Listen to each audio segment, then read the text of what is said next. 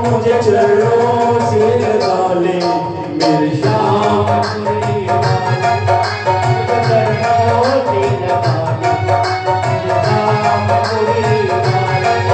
तेरी सांस सांस में तेरा, मेरी सांस में तेरा, मेरी सांस सांस में तेरा है नाम मुरली वाले, मुझे चरणों से लगा ले मेरे श्याम मुरली वाले।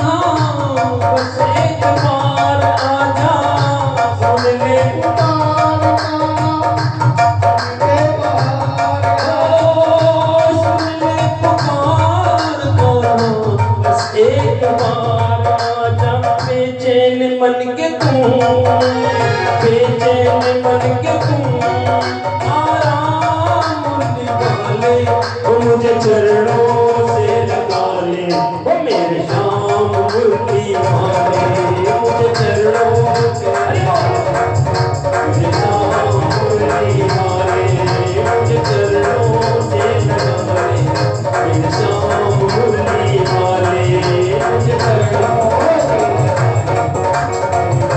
मुरली वाले। वो मेरी सांस सांस में तेरा, सांस में तेरा, सांस में तेरा, सांस में तेरा, अरे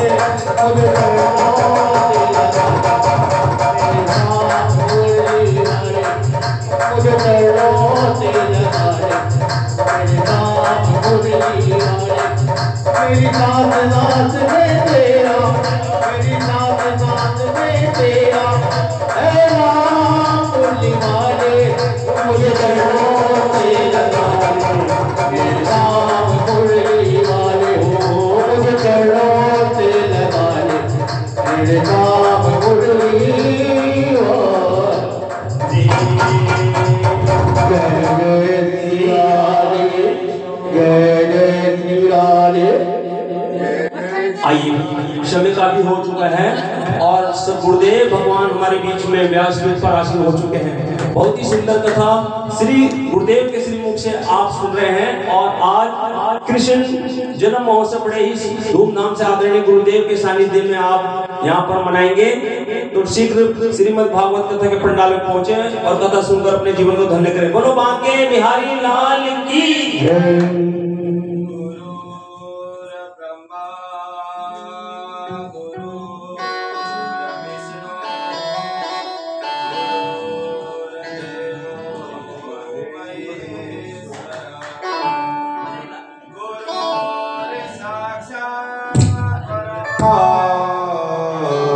ब्रह्मा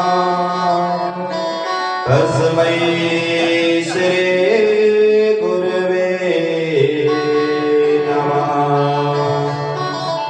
अखण्डमण्डलाकारम् व्यापयेन चराचरम्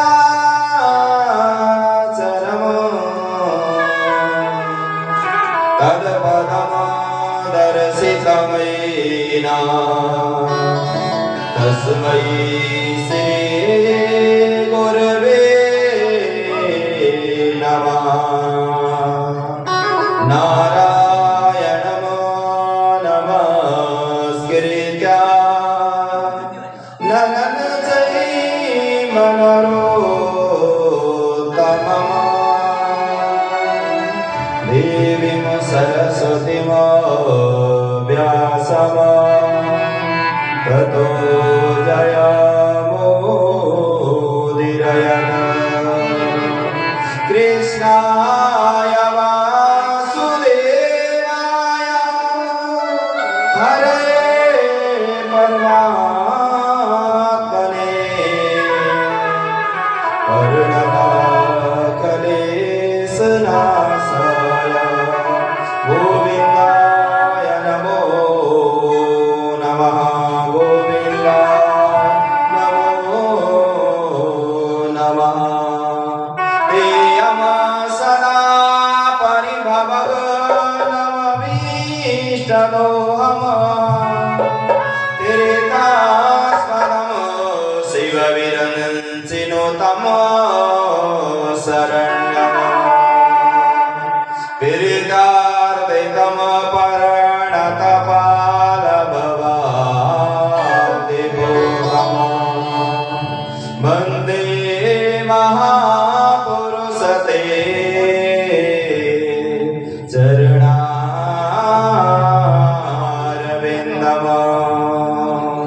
मनसे विभूषितकरा नवनीरदाभा पीताम्बरतरुणबिम्बफलाधरोष्टा पूर्णेन्दुसुन्दरमुखादरविन्दनेत्रा कृष्णा तदपरं किमपि तत्त्वमो न जाने। सीतनाथसमारम्भम् श्रीरामानन्दार्यमध्यमाम् अस्मदाचार्यपर्यन्ताम् वन्दे श्रीगुरो परमपराम्। गौराङ्गरसमयं नित्यं रसाचार्यं रसो सुखम् श्रीरामहर्षणं रामाख्यम् सतगुरुं प्रणम्यहम्। जय जय श्री राधारमण जय जय नवल किशोर जय श्री गोपी चितचोर प्रभु जय जय माखन चोर जय जय माखन चोर। बोलो राधा रमण भगवान की जय। व्यासजी महाराज की जय। सुखदेव जी महाराज की जय। श्रीमद्भागवत महापुराण की जय। भगवान श्री हरि की परम पावन श्रीमद्भागवत महापुराण सीतापीठ मंदिर स्थित श्री बागेश्वर महादेव मंदिर में आज चतुर्थ दिवस की कथा की ओर प्रस्थान करने से पूर्व यहाँ जो सुंदर आयोजन के लिए जो बागेश्वर महादेव सभा राजेंद्र किशोर माहेश्वर जी प्रधान और राजीव गोयल जी प्रबंधक कोषाध्यक्ष से घनीश्याम माहेश्वरी और इस कथा को और मुख्य जजमान के रूप में सुरेश शर्मा जी, अनिल गुप्ता जी, दीपक कपूर जी और जो भक्तजन जो समय से आकर भगवान की कथा सुनते हुए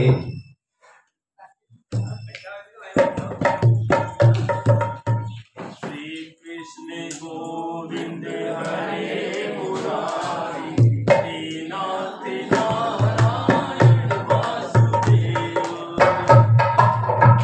बोलो जय जय श्री राम। यह भगवान की परम पावन मंगलमय कथा में उपस्थित संपूर्ण जनमानस भक्तजन और जो यह संगीतमय में जो जितने भी वाद्य वादन और जो संगीत के द्वारा आपको सुंदर ध्वनि के द्वारा कथा को सुसूचित करने वाले संगीतज्ञ और सुंदर वाणी के द्वारा आपको भगवान की कथा तक आवाज पहुंचाने के लिए पवन जी लगाए थे, सभी के द्वारा ये मंगलमय भगवान श्री हरि की परम पावन कथा की ओर, भगवान श्री हरि की जो पावन कथा है, सभी मिलकर भगवान श्री के चरणों में नमन करते हुए प्रभु श्री हरि से की कथा पूर्व भगवान श्री के चरणों में नमन प्रणाम करके प्रार्थना करेंगे और उसके बाद भगवान श्री की कथा की ओर सभी अपने मन को जो परम पिता परमेश्वर सभी के घट अंतरात्मा में विराजमान भगवान श्री के चरणों में नमन और उसके बाद कथा की मंगलमय यात्रा की ओर प्रस्थान करेंगे। सभी अपने मन को भगवान श्री हरि बाके बिहारी जो घट घट में विराजमान रहने वाले, जो सदा सर्वदा जो न दिखते हुए भी जहाँ कहीं भी वह रहने वाले प्रभु के चरणों में नमन वंदन करते हुए प्रार्थना, उसके बाद कथा की ओर प्रस्थान। भजे भजई कमंडनम समस्त पाप खंडनम, भजे भजई कमंडनम समस्त पाप खंडनम, भक्ति सीतरंदनम सदैव नंदनंदनम, भक्ति सीतरंदनम सदैव नंदनंदनम, सुवीक्षगो समास्तकम सुनाद वेणुहस्तकम, सुवीक्षगो समास्तकम सुनाद वेणुहस्तकम, अनंगरंग सागरम नमामि कृष्णनागरम, अनंगरंग सागरम नमामि कृष्णनागरम, मनोजगर्वमोचनं विशाललोललोचनं, विनोदगोपशोचनं नमामि पद्मलोचनं, नमामि पद्मलोचनं, करारविन्दोदरं स्मितावलोकसुन्दरं, महेन्द्रमाननारणं नमामि केशवारणं, नमामि केशवारणं, कदम्बशूलकुण्डलं सुचारुकण्ठमण्डलं, जनैककल्लवं नमामि कृष्णदुर्लभं, नमामि कृष्णदुर्लभं, यशोदया सबोदया सहोनन्दया, युतैकसुखदायकं नमामि गोपनायकं, नमामि गोपनायकं, सदैव पादपङ्कजं मदीयमानसेयं, समस्तदोषशोषणं समस्तलोकपोषणं, समस्तगोपमानसं नमामि नन्दलालसं, नमामि नन्दलालसं,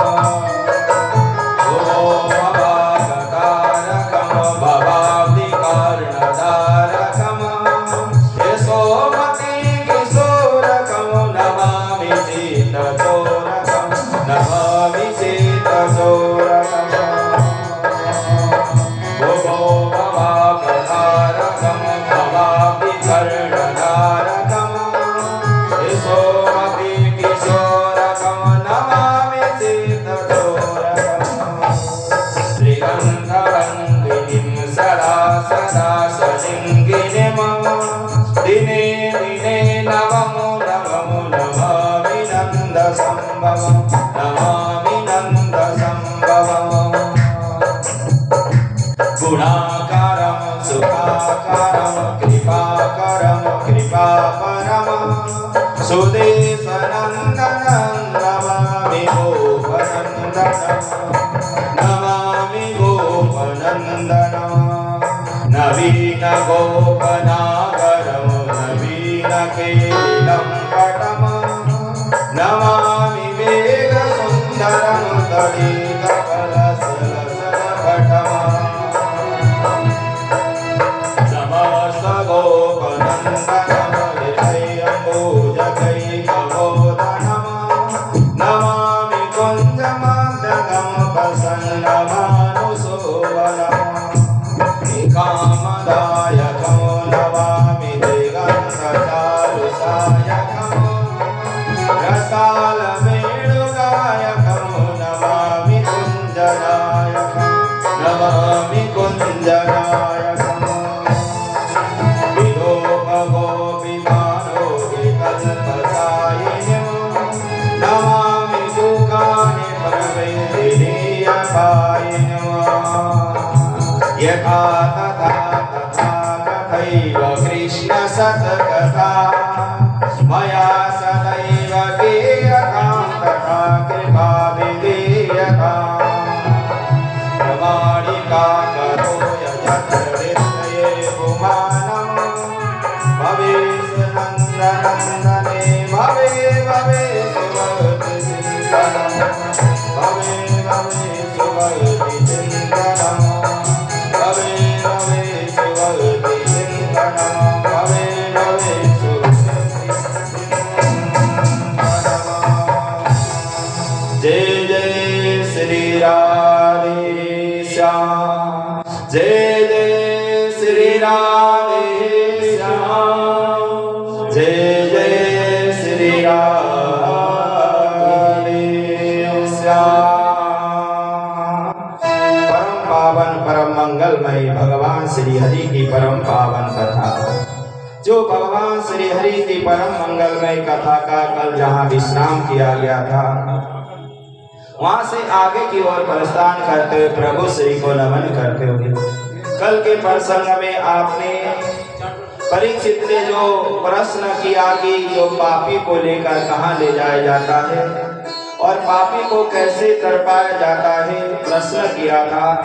और जब शुकाचार्य जी महाराज जी ने कहा बड़े बड़े पापियों को नरक में ले जाकर जितना उसने पाप किया है उतने समय तक उस नरक में डाल दिया जाता है और उसके कण कण का जो पाप का प्रायश्चित जब तक नहीं होता तब तक वह नरक में ही पड़ा रहता है। इसीलिए वह जब तक उसका पाप का विनाश होने के बाद ही भगवत धाम का अधिकारी हो जाता है। तो परीक्षित ने तुरंत पूछ दिया, गुरुदेव भगवान ये बताइए नरक न जाना पड़े ऐसा कोई भी वह पाप होने का कोई साबुन है जो पाप को प्रक्षालन करके और वह पाप निर्मल कैसे करा जाए? परीक्षित जी महाराज जी अनेक प्रश्न पूछते गुरुदेव भगवान से कहते हैं। तो शुकाचार्य जी महाराज जी कहते ध्यान रखो, यदि कपड़ा ना 5-7-10 दिन खूब पहनोगे इतना गंदा हो जाएगा, उसे धोबी घाट भेजना पड़ेगा और उसे गरम गरम पानी में खूब जब धोबी पकाता है और उसके बाद खूब जब उसे पटकता है जमीन पे या पत्थर पे तब वो साफ होता है। इसी प्रकार मानव ने जीवन में कोई पाप न किया हो नरक नहीं जाएगा, स्वर्ग ही जाएगा। यदि पाप बहुत बड़ा है तो नरक जाना ही पड़ेगा। इसीलिए बचने का उपाय बताइए गुरुदेव भगवान। शुकाचार्य जी महाराज जी कहते हैं ध्यान पूर्वक सुनोगे तो पाप भी भूल ही जाएगा। यदि आपका मन इधर उधर भटकता ही रहेगा और पाप पे पाप बढ़ता रहेगा तो फिर वह पाप इतना बढ़ जाएगा उसे नरक जाना ही पड़ेगा। तुरंत वह कहने लगे परीक्षित ध्यान पूर्वक सुनो, हम प्राचीन की इतिहास आपको सुनाते हैं।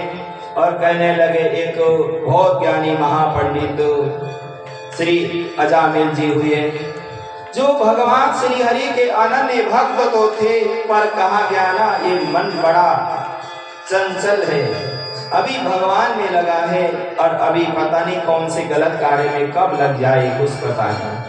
महाज्ञानी महातपस्वी बड़े बड़े कामी मन कब भटक जाता है कुछ पता ही नहीं। अजामिल नाम के ब्राह्मण महापंडित ज्ञानी होते हुए कहीं यज्ञ करने जा रहे थे, रास्ते में किसी वेश्या को देखा और उसके साथ कुछ बातचीत होने के बाद उनके मन में पाप आ गई और वह अपने घर परिवार माता पिता को छोड़कर उसी के पास रहने लगे और वहाँ कई बच्चे हुए वह जैसे पाप कर्म में जब संलग्न हो गए, धर्म को तो भूल गए, पापी पाप करने लगे, और कोई महात्मा संत यदि गांव में आता है उनके प्रति भी दोष भाव रखने लगे। देखो कुछ पता नहीं कब ये मन प्रभु में लग रहा है, कब हट जाए। इसीलिए कोशिश साधना के द्वारा प्रभु से दूर न हो जाए, इसलिए मन को लगाए रखना अति आवश्यक है। और ये मन जब तक जुड़ा रहेगा और मन जब तक भगवान की शरणागति चरणों में लगा रहेगा, आपके मन में पाप और दोष से आप बचे रहोगे।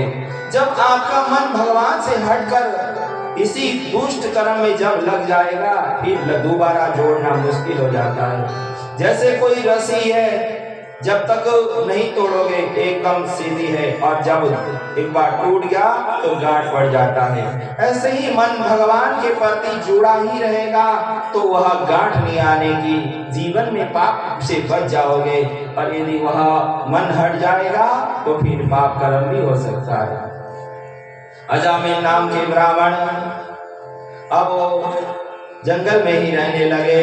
एक दिन अचानक कई उनके बच्चे आदि हुए और वह कहीं गए थे, उनके घर महात्मा साधु संत आ गए। साधु संत महात्माओं को उनकी जो पत्नी चाहे वेश्या भी हो सम्मान करती थी, पर अपने पति के कारण उनको सम्मान करने से मना भी कर देती, वहां आकर लड़ाई करेंगे। यदि पति पत्नी दोनों ही धर्मात्मा हैं, भगवान के भक्त हैं, तो उनके घर साधु संत गो ब्राह्मण आए तो उनका सम्मान होता है। उनमें से दोनों में से एक भी यदि वह कहे कि मैं यदि आप किसी महात्मा को ब्राह्मण को घर लाओगे, भोजन नहीं बनाओगे, यदि पत्नी ने कह दिया तो पति देव भी नहीं ला सकते। इसीलिए यह दोनों का तालमेल बैठना बहुत जरूरी है। वही घर स्वर्ग है जो पति और पत्नी दोनों आत्मा परमात्मा का जो मिलन होकर संसार की व्यवस्था को देखते हुए जो चलते, वही आनंद मग्न होते हैं। जो महात्माओं ने देखा वह अजामिल की पत्नी गर्भवती थी, कहने लगे अब तुम्हारे घर जो ये बालक का जन्म होगा उसका नाम नारायण रख देना तो तुम्हारा कल्याण हो जाएगा। महात्मा कहकर चले गए, बच्चे का जन्म हुआ, नामकरण रखा गया और उसका नाम नारायण रखा गया। अब वो अजामिल जी का सबसे छोटा बच्चा था, और जब भी कोई परेशानी हो, देखो जो सबसे छोटा बच्चा होता है ना घर में, उसके प्रति लाड प्यार प्रेम भाव भी ज्यादा ही होती है किसी की भी। वो चाहे गरीब हो या चाहे अच्छा भी हो बुरा हो, माता पिता उसे ज्यादा प्रेम रखते हैं और उसे पल पल याद भी करते हैं। और एक दिन की बात, जब अजामिल का अंतिम समय आया कि धरा नाम से मृत्यु का निकट आने लगा, तो वह यमराज के दूत जब उनके पाप को देखकर बड़े बड़े हथियार दंड लेकर वह बड़े बड़े राक्षस भूत प्रेत आकर जब उन्हें वह नरक की ओर ले जाने लगे, देखकर वह रोने लगे, चिल्लाने लगे, कहने लगे बेटा नारायण, बेटा नारायण, बेटा नारायण, मुझे कोई पकड़ने आया, मुझे बचाओ, मुझे बचाओ, चिल्लाने लगे। तुरंत वह चिल्लाते हुए कहने लगे किचिद केवलयां भक्त्या वासुदेवाय परायणा अगमदुंद बन्ते कार्यातेना निहारमिवा भास्करा दूरे कीर्णनमासक्त पुत्रमो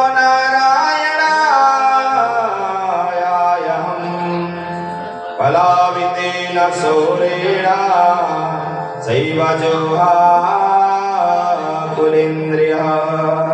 जब यमराज के दूत पकड़ने के लिए आए, घबरा गए, चिल्लाने लगे बेटा नारायण, बेटा नारायण, मुझे बचाओ, चिल्लाते चिल्लाते बेहोश हो गए। इतने में जैसे ही यहाँ अजामिल जी ने बेटा नारायण नारायण पुकारा तो भगवान श्री हरि को वाणी सुनाई पड़ी। भगवान श्री हरि ने अपने दूत को भी वहां भेज दिया। यमराज के दूत पहले ही आ चुके हैं वहां। अब दोनों यमराज और भगवान के पार्षदों में दूतों में महासंग्राम युद्ध होने लगा। यमराज के दूत कहते हैं कि ये पापी, इसने अधर्म किया है जीवन भर, इसे हम ले जाएंगे। और भगवान के पार्षद कहते हैं इनने अंतिम समय में हमारे प्रभु का नाम लिया है, इसीलिए हम इसे वैकुंठ धाम को ले जाएंगे। दोनों में लड़ाई हो गई, महान संग्राम युद्ध हुआ, पर देवताओं के जो पार्षदों ने यमराज के दूतों को मारपीट कर भगा दिया। और तुरंत यमराज के दूत यमराज जी के पास गए, कहने लगे हे प्रभु आज आश्चर्य हुआ। यमराज जी पूछने लगे क्या हुआ? कहने लगे कि वह जो जिसे आपने लेने भेजा था वह अपने पुत्र का नाम नारायण नारायण पुकार रहा था। देवता के पास जब वह आए तो हमें मारपीट कर भगा दिया। हे प्रभु हमें बताइए हमें किसे लाना है किसे नहीं लाना है। और वहाँ यमराज जी कहने लगे यहाँ जो तुम नाम ले रहे हो ना नारायण नारायण मत लो, ये जितने भी पापी हमारे यहाँ जेल खाने में बंद है, यदि उनके कानों में भी नाम सुनाई पड़ेगी तो उन्हें यहाँ से विदाई करनी पड़ेगी और हमारा कारोबार चौपट हो जाएगा, इन्हें सबको छोड़ देना पड़ेगा। यमराज जी कहने लगे ध्यान रखो उन्हें लाना है यहाँ। जो कौन है कैसे को लाना, तुरंत विचार करा गया। साकीत्यं परिहास्यं वा स्तवं हेलमेव च वैकुण्ठनामं गराणलेशं परम विदु। कहा जाता है कि भगवान का नाम उसने चाहे बेटे के नाम को पुकारते हुए भी लिया हो, वो अब तर गया, पापी नहीं हुआ। ऐसे को बिल्कुल भी हाथ मत लगाना। यदि किसी ने भगवान का नाम लिया हो उसी दर्शन करके तुरंत आ जाना। तो कहते हैं यदि कोई लोभ से लालच से किसी स्वार्थ से किसी अभिलाषा से भी भगवान का नाम लेता है तो उसे बाबा तुलसीदास जी कहते हैं, बाबा तुलसीदास जी भी कहते हैं उसे बिल्कुल हाथ ही नहीं लगाना। भाव को भाव अलखयाल सो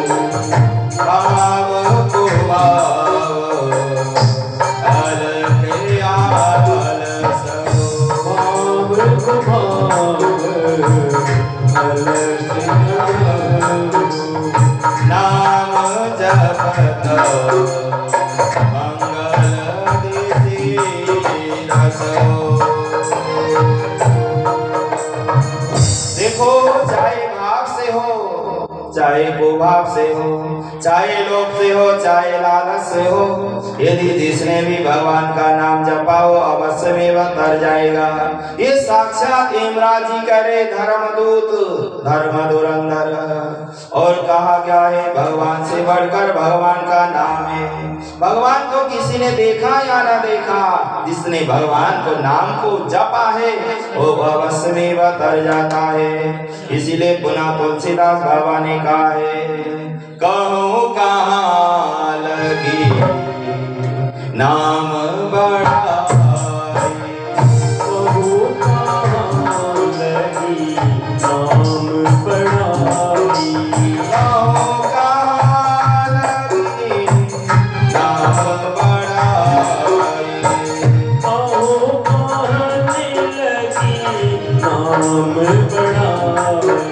राम न सकहि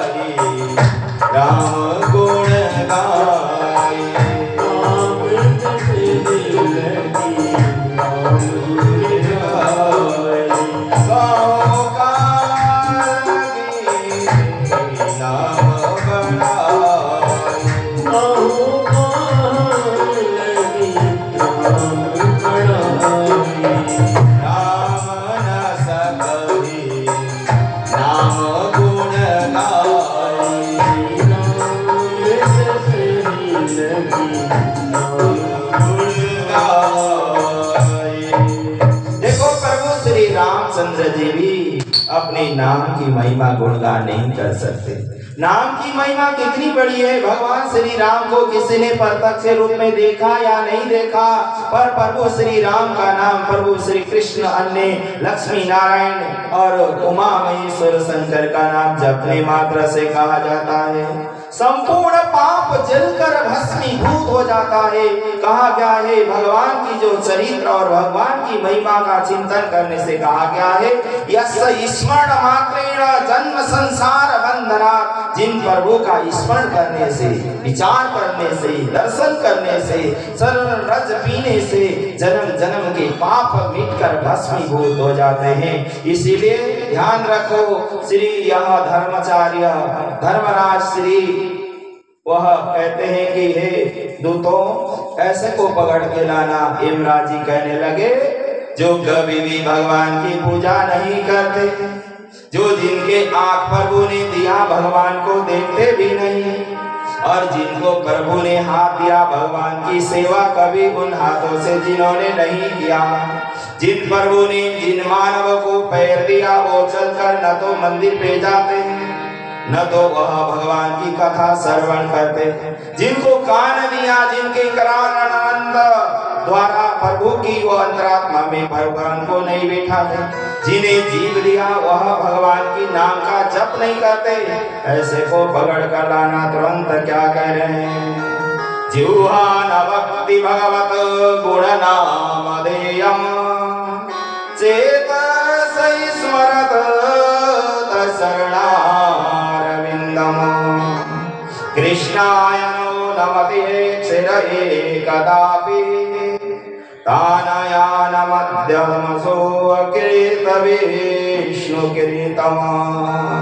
इस प्रकार से धर्मराज जी कहते हैं कि ऐसे को लाओ जो भगवान से सदा दूर रहता है और भगवान श्री के चरणों में उसकी रति मति गति कभी भी नहीं रहती। इस प्रकार भगवान श्री हरि की परम पावन कथा सुनाते हुए कहते हैं भगवान नाम ही सर्वश्रेष्ठ है और भगवान की महिमा की चिंतन करते मानव भगवत धाम का अधिकारी हो जाता है। इस प्रकार शुक्राचार्य जी महाराज जी कहते परीक्षित ने प्रश्न पुनः किया है प्रभु वह दक्ष प्रजापति ने एक बार नारद जी को बार बार क्यों श्राप दे दिया था। नारद जी जहाँ कहीं भी भ्रमण करते हैं तो वहाँ जो भी भक्त मिलता है सभी को भगवान की महिमा बताते। वह दक्ष प्रजापति के जब हजारों सृष्टि की जो व्यवस्था के लिए कई पुत्र प्राप्त किए तो नारद जी ने कहा इस संसार में एक परमानंद है, एक विषय आनंद है। बताओ बालकों तुम्हें परमानंद पाना है या विषय आनंद। परमानंद में जो मग्न होगा अंतिम समय में भगवत धाम का अधिकारी होगा, जो विषय में लगा रहेगा फिर बार बार जन्म मरण के सिलसिला में चलता ही रहेगा। इस प्रकार भगवान की परम पावन कथा कहते हैं कि पुनः परीक्षित जी बार बार प्रश्न कर रहे हैं। परीक्षित जी को 3 दिन हो चुके हैं कथा सुनते सुनते। जब परीक्षित जी को श्राप लगा तो वह तुरंत बैठ गए थे और परीक्षित जी को जब कथा सुनाई गई 7 दिन 7 रात नॉन स्टॉप कथा चलती ही रही। परीक्षित जी ना तो उठे ना उन्होंने कुछ खाया ना कुछ पिया। यदि ऐसे लगन से कोई कार्य करे क्या सफलता नहीं मिल सकती क्या। और मानव तो चाहता है 2-4 दिन 5-10 दिन भोलेनाथ को जल चढ़ा दो, मेरा ये काम हो जाए, मेरा ये काम हो जाए।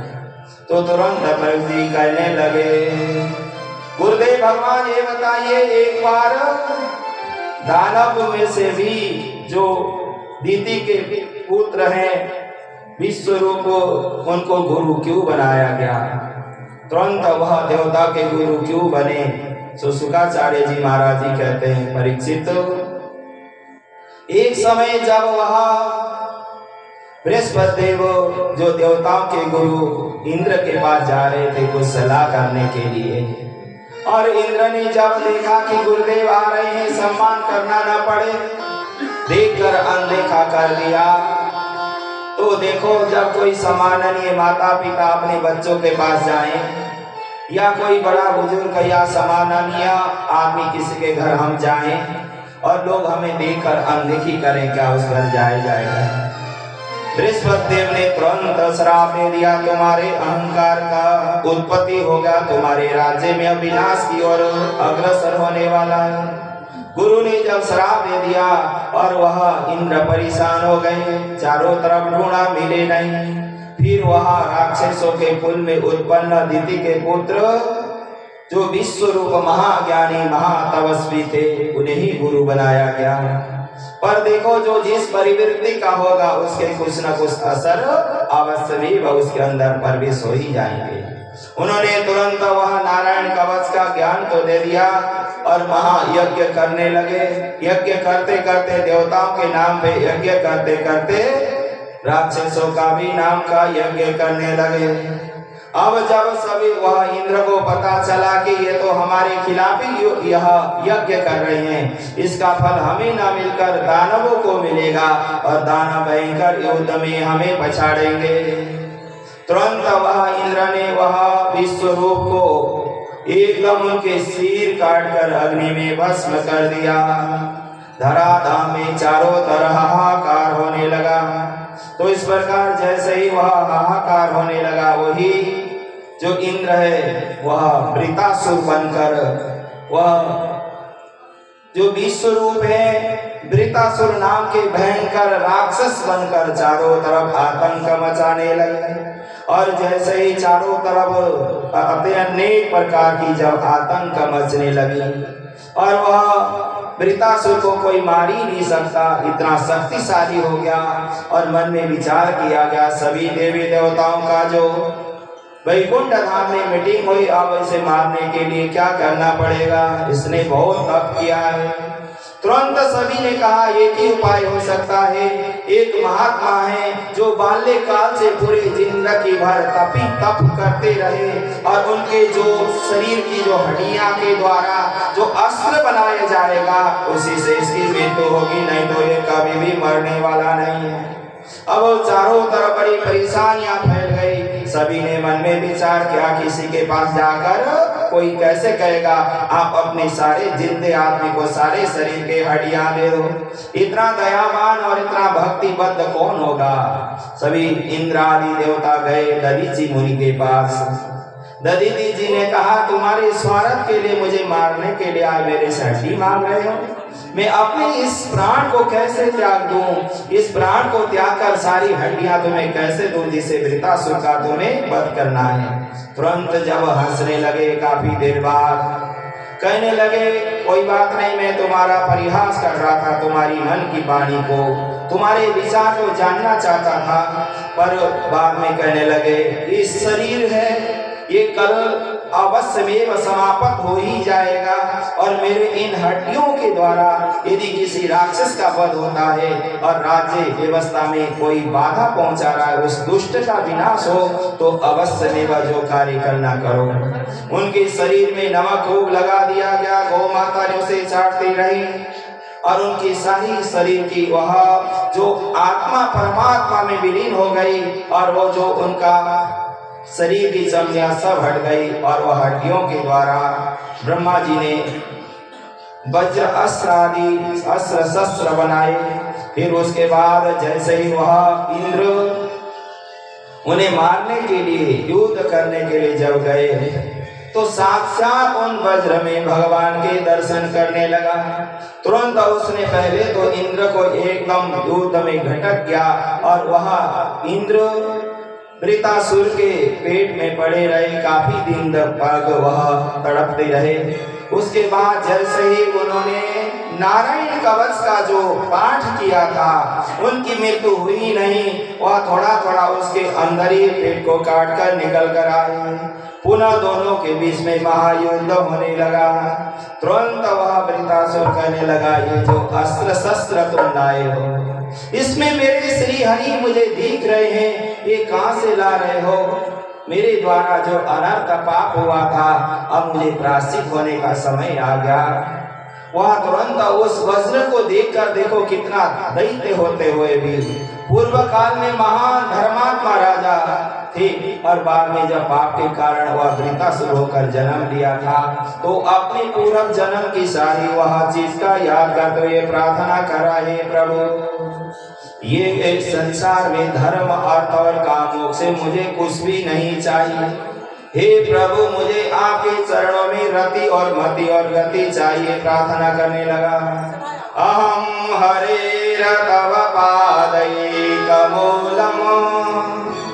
दासानुदासो भवत्यास्म भूयात्। अहम हरे तव पादैकमूलात् दासानुदासो भवितास्म भूयात्। मनस्मरेण दासमेन गुणास्तेयाय गृहीतवाक कर्म करोतु काया। उन वज्र में दधी ऋषि ने ऐसे तप किया था, भगवान हड्डियों के अंदर बैठे दिख रहा है। कहने लगा, हे प्रभु मैं आपका दास तो नहीं बन पाया, आपके दासों का दास बनने के लिए तैयार हूँ। मुझे कोई चीज भी नहीं चाहिए, मुझे किसी प्रकार का कोई अभिलाषा नहीं है। इस धराधाम में मैं आपका दास बनना चाहता हूँ। प्रथम श्लोक में इस प्रकार वंदन की है। दूसरे श्लोक में कहता है, प्रभु आप मुझे दास बनाओ, मुझे किसी चीज की आवश्यकता ही नहीं है। न कपृष्ठमो न च पारमष्ठ्यम न सार्वभौमो न रसाधिपत्यम न योग सिद्धिर पुनर्भवमो वा संजयानतोया विराव्यकंसयते विरया कांक्षते। मुझे न कोई सौभाग्य चाहिए, न मुझे मोक्ष चाहिए, न मुझे कुछ भी चाहिए, न मुझे परिवार चाहिए, मुझे न धन संपत्ति। ये सारा विश्व ब्रह्मांड में सब व्यर्थ है। हे प्रभु जब भी मैं जन्म लूं और बार बार आपके चरणों की वह रज पाता हो रहा हूं और कुछ भी नहीं चाहिए। इस प्रकार बहुत सुंदर वंदन करते हुए जो दानव महादुष्ट होते हुए भी ऐसे भगवान की वंदना कर रहा है। यह वंदना परमानंद प्रदान करने वाली है। तीसरे नंबर में कहने लगा, अजात पक्षाय मातरम खगा स्तन्ययेता वत्सरता सुधरता प्रियं प्रियैव व्यवसिता वितृष्णा मनो अरविंदाक्षा विदृश्यते त्वयम्। तीसरे नंबर में वंदन करता है, प्रभु मैं आपको कैसे चाहूं, किस प्रकार आपके प्रति मेरी रति हो और आपके हर क्षण हर पल कैसे आपका चिंतन करूं। जैसे जो नन्हा सा गौ का बछड़ा होता है, जब गौ माता जंगल में चरने के लिए जाते हैं तो बछड़ा प्रतीक्षा करता है कि जब कभी वह बच्चा बोल तो नहीं पाता, या वो बच्चा सोचता रहते माँ मेरी कब आएगी, कब सायंकाल होगा, कब गोधूली लगन होगी, तभी माँ आएगी तो मैं उसके वह थनों से दूध पीकर अपनी जो भूख को प्यास को मिटाऊं। ऐसे आपकी प्रति मेरी भावना बनी रहे और आपकी प्रति मेरी ऐसी श्रद्धा हो। यह कहने लगे कि यह तो स्वार्थ की भावना से भगवान को भज रहा है, भूख लग रही है तो माँ आए दूध पिलाए। तो चौथे नंबर में वह कहता है, प्रभु ममोत्तम सोलक जनेषु सख्यम संसार चक्र भरमतसो कर्मभिः तो तन्ययायेन जगरहेत चित्तस्य न लापयामं सुमोत्तयः। चाहे संसार में कुछ भी हो, पर जब जब बार बार सब कुछ मिलने के बाद भी हे प्रभु, आपके चरणों में मेरी रति और मति और मेरे वह आनंद प्रेम आपके चरणों में बना रहे। इस प्रकार बार बार वह भगवान की चरणों में वंदन करता है और दोनों का महायुद्ध हुआ और इंद्र ने वृत्तासुर को भगवत धाम की ओर भेज दिया। तुरंत वह वृत्तासुर भगवान श्री हरि के उस परम पावन चरणों की रस को प्राप्त करते हुए, देखो भगवान श्री हरि संसार में इसीलिए आते हैं कि जो पापी को यदि वहीं से दूर से ही मृत्यु दंड दे तो उसका उद्धार नहीं सकता। स्वयं अपने कर कमलों द्वारा यदि स्पर्श भी प्रभु ने कर दिया, चाहे कितना बड़ा पापी भी हो, चाहे कितना बड़ा अपराधी भी हो, उसे मोक्ष से प्राप्त हो जाता है। परीक्षित ने कहा, इतना बड़ा दुष्ट वह भी भगवान का भक्त बनते हुए प्रार्थना की, वह भी भगवान धाम की ओर प्रस्थान कर चुका है। इस प्रकार भगवान की कथा सुनाते हुए शुकाचार्य जी महाराज जी के सामने परीक्षित ने अब पुनः एक प्रश्न और किया है। परीक्षित जी महाराज जी कहते हैं, मैंने सुना है लोग कुछ कहा करते हैं कि भगवान अपने भक्तों की और मानवों की देवताओं का पक्ष लेते हैं और दानवों को चुन चुन कर उन्हें मारते हैं। ऐसा क्यों करते हैं भगवान? लोग कहते हैं भगवान समदर्शी हैं, सबके प्रति संभावना रखते हैं, फिर भी ऐसा भगवान को नहीं करना चाहिए। ऐसा क्यों करते हैं? देखो, हर आदमी की अपने अपने विचार है और भगवान के प्रति किसी की श्रद्धा भक्ति। कोई अपने गुरुदेव के सामने कोई प्रश्न पूछता है तो गुरुदेव भगवान का कर्तव्य है कि उस बात को सही तरीके से उत्तर देकर उसकी समस्या का समाधान करना। तुरंत कहने लगे कि शुकाचार्य जी महाराज, अरे भगवान तो समदर्शी ही है, पर तुम्हारे कर्म अनुसार ही तो फल मिलेगा। क्या भगवान श्री हरि सभी दानवों को मारते तो 12 जो भक्त हैं उनमें 2 दानव हैं, एक प्रहलाद एक बलि। क्या वो दानव कुल से नहीं है? इसीलिए कर्म का फल है किसी के प्रति विशेष कोई दोष भावना और किसी के प्रति किसी प्रकार की वह कष्ट देने की भगवान की कोई भी अभिलाषा नहीं रहती। भगवान जो जैसा कर्म करता है उसी प्रकार के फल प्रदान करते हैं। कहा गया है सत्य साक्ष्यम समाचरित, जो जैसा है उसके साथ वैसा ही बनना पड़ता है। पापियों को पाप का प्रायश्चित के लिए उसे मुक्ति प्रदान करना पड़ता है और धर्मी को आशीर्वाद प्रदान करना पड़ता है। ये भगवान श्री हरि की वाणी है। ये भगवान श्री हरि अपने द्वारा ही कर्म के अनुसार फल देते हैं। इसीलिए मानव का धर्म है श्रेष्ठ कर्म करना, उसे सही फल देना और सत्मार्ग प्रदान करना, ये प्रभु का कार्य है। इसे कोई अपने अपने तरीके से पूछ सकता है तो तुरंत कहने लगे, ध्यान पूर्वक सुनो। प्रहलाद जी का चरित्र सुनाते हुए कहने लगे, भगवान श्री हरि समदर्शी ही हैं और तस्मात् केनोपायेन मन कृष्णा एकैवेशित। जब भगवान श्री हरि के सामने दानवों ने कहा, भगवान ने कहा कि भगवान की पूजा पाठ करो तुम तर जाओगे। कहने लगे, नहीं, हम तामसी हैं, हमारे मन में पाप है, हम नाम नहीं जप सकते। और कहने लगे कि होई भजन नहीं तामस देहा, ये जो हमारा तामसी देह है तो भजन हम कर नहीं सकते, हमारी मुक्ति कैसे होगी? फिर भगवान ने कहा कि ठीक है, तुम्हारे से भजन नहीं होता, हमारा विरोध करो, हमें गाली दो, कभी न कभी उससे प्रायश्चित, कम से कम गाली के रूप में भी हमें याद कर रहे हो। भगवान कहते हैं कि यदि जो जिस भावना में भी मेरा नाम ले रहा है तो उसका भी उद्धार करना मेरा धर्म है। इसीलिए भगवान श्री हरि अनेक प्रकार की लीलाएं करते हुए, जब वह प्रहलाद का जब जन्म हुआ तो वो अनेक प्रकार के वर्णन श्री शुकाचार्य जी कहते, ध्यान पूर्वक सुनो। तो सुखदेव जी महाराज जी ने कहते, परीक्षित, जब हिरण्याक्ष जो हिरण्यकश्यप का बड़ा भाई उसने धरती का जो हरण करके समुद्र में डुबो दिया था, पाप कर्म किया। उसके बाद उसे जब बराह उद्धार के भगवान ने उसका मृत्यु दंड दिया, तब से वह भगवान का घोर विरोधी होने लगा। हिरण्यकशिपु वह मन में विचार करने लगा, ये नारायण बार बार अनेक जन्म लेने के बाद अनेक तरह की लीला करते हुए हम राक्षसों को सताते हैं। मैं अवश्य में भगवान नारायण से युद्ध करूंगा और उन्हें युद्ध करके युद्ध में हराऊंगा।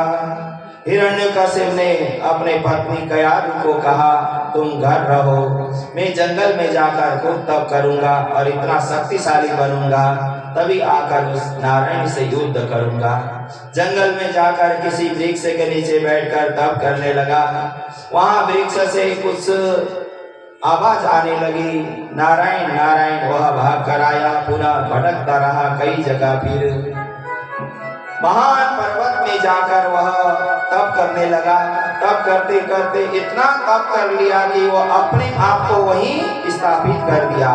उसके शरीर में दीमक लग गई, सारा शरीर गल गया और वह फिर भी जगा नहीं। जब ब्रह्मा जी ने देखा इसने तो बहुत तप किया है, इतना तप किया है, या कहीं कुछ अनर्थ न हो जाए, इसे कुछ वरदान देकर आओ। ब्रह्मा जी जब वहां गए तो वह ब्रह्मा जी ने कहा, तुमने बहुत अच्छा बड़ा तप किया है, तुम क्या चाहते हो? तो तुरंत वह कहने लगा कि मैं नारायण को युद्ध आदि में हरा सकूं, ऐसा तप दो। ब्रह्मा जी कहने लगे, ये तो संभव ही नहीं है, अन्य चीज मांगो। वो कहने लगा कि मुझे संसार में कोई मार ना सके, न मैं दिन में मरूं, न रात में मरूं, न सुबह न शाम, न दानव से मरूं, न मानव से मरूं, न किसी देवता से मरूं। ऐसा भयंकर उसने जब वरदान मांगा, ब्रह्मा जी कहने लगे, इतने सारे तप तो तूने किया, तू सारे वरदान लेने के लिए आया है क्या? सारे वरदान तुझे देना ही असंभव है। मृत्यु तो तेरी होगी, पर वह कब होगी, कैसे होगी, कुछ पता नहीं। वो कहने लगा, न 12 महीने में किसी महीने में मरूं, न दिन में न रात में। तो वह जब ब्रह्मा जी ने कहा, ठीक है, तूने बहुत बड़ा तप किया है, तू जा और अपने कार्य को कर। अब जब सारा कुछ वरदान मिल गया, चारों तरफ धराधाम में पापी पाप करने लगा और वह इंद्रासन को छीनकर देवताओं को भगाता हुआ चारों तरफ धराधाम में आतंक मचाने लगा। देखो, जब किसी को सारा शक्ति मिल जाती है तो वह सोचता है कि मेरे से बड़ा कोई नहीं और मैं जो चाहूं सोई करूं, उसके अहंकार इतने बढ़ जाते हैं और वह हिरण्यकशिपु चारों धराधाम में अपराध और पाप करने लगा। तुरंत वह धराधाम की व्यवस्था बिगड़ गई और वह जैसे ही उनके घर जो प्रहलाद जी का जन्म हुआ, प्रहलाद जी महाराज जी भगवान श्री हरि के अंश स्वरूप थे। वह महाकयाधु के गर्भ में जब हिरण्यकशिपु तप करने के लिए जंगल में गया था, तब वह भगवान की कथा सुनती रहती थी। भगवान के दरबार में भोले बाबा का जलाभिषेक करती रहती थी और हर समय भगवान का चिंतन करती रहती थी। इसीलिए उनके गर्भ से जो बालक का जन्म हुआ, जो प्रहलाद जी, भगवान श्री हरि के वह छवि को निहारते रहते थे और जब वो माँ के गर्भ में थे, जब वह कथा माँ सुनती थी, वह सुनते ही रहते थे। तो तुरंत वह धराधाम में जब आए, उन्होंने विचार किया कि ये संसार व्यर्थ है, मेरे नारायण कहाँ हैं, जो माँ मेरी हर समय जिनका गुणगान करती थी। वह चिंतन करने लगे और हर समय नारायण ही नारायण जपने लगे। अब जैसे ही प्रहलाद जी महाराज जी थोड़े बड़े हो गए, जैसे थोड़े बड़े हो गए तो स्कूल में डाल दिया गया, गुरुकुलम में। प्राचीन काल की व्यवस्था थी, जो भी बच्चा हो, चाहे राजा हो चाहे महाराजा हो, सभी बच्चों को गुरुकुल में डाल दिया जाता था। वहाँ की शिक्षा पद्धति इतनी श्रेष्ठ थी, उन्हें वहाँ रहना खाना या जो भी माँ बाप से दूर रहते हुए अपने द्वारा कर्म करके बच्चा काबिलियत होकर गुरुकुल से जब निकल कर आता था तो वह इतना ज्ञानवान और सम्मानवान होता था। वर्तमान में माँ बाप कहते बच्चों को साथ ही घर ही रखे रहो, रखे रहो, रखे रहो। जब बड़ा होता है, नौकरी लग जाए, कोई दिल्ली मुंबई या विदेश गया, माँ बाप रोने लगते हैं। फिर वो अब कई परिवार के उस बच्चों की जिंदगी बर्बाद हो गई। इसीलिए बच्चों को बाल्यकाल से ही गुरुकुल में माँ बाप से दूर रखते हुए उसे पता चलना चाहिए बालक को अपने जीवन में माँ बाप से या गुरुकुल में रहकर क्या क्या कार्य करना है, कैसे अपने जीवन को श्रेष्ठ बनाना है, वहाँ सिखाया जाता है। इसी प्रकार गुरुकुल में जाकर प्रहलाद जी महाराज जी पढ़ने लगे और जैसे ही वहाँ स्कूल में जाकर पढ़कर कई दिन बाद जब घर आए, एक दिन हिरण्यकशिप ने पूछा, बेटा अब तुमने कौन कौन सी वहाँ शिक्षा का अर्जित किया, कौन सा ज्ञान प्रदान किया है? तुरंत कहने लगा, पिताजी बहुत सारे मैंने तो वहाँ ज्ञान अर्जित की है। कहने लगा, साधु मन्या मया सुरामया देहिना सदा समुदग निधियमान सद्या हित्वात्मा पारगृहा नंदकूपम बनो गति यद्धर्यमाश्रयत। पिताजी वहाँ तो इतना अच्छा पढ़ाया गया, ये मानव शरीर पिताजी बड़े मुश्किल से मिलता है और ये मानव शरीर साधना के लिए है, काम क्रोध लोभ के लिए नहीं है। इसलिए आप जितना भी अहंकार कर रहे हो इसका विनाश अवश्य होगा। इसलिए पिताजी एक काम करना चाहिए आपको, वनम गतो यद् हरिमाश्रयतम वनम वृंदावनम गतया यतः श्री हरि श्री कृष्णम आश्रयत।